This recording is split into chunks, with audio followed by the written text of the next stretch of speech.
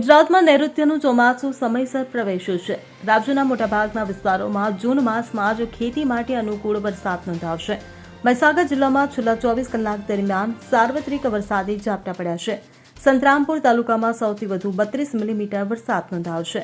વીરપુર તાલુકામાં 13 મિલીમીટર વરસાદ થયો છે। લુણાવાડામાં 7 મિલીમીટર અને બાલાસિનોર કડાણા વિસ્તારમાં 3 મિલીમીટર વરસાદ નોંધાવશે। જિલ્લામાં છેલ્લા કેટલાક વર્ષોની સરખામણીએ આ વર્ષે સારો વરસાદ થયો છે।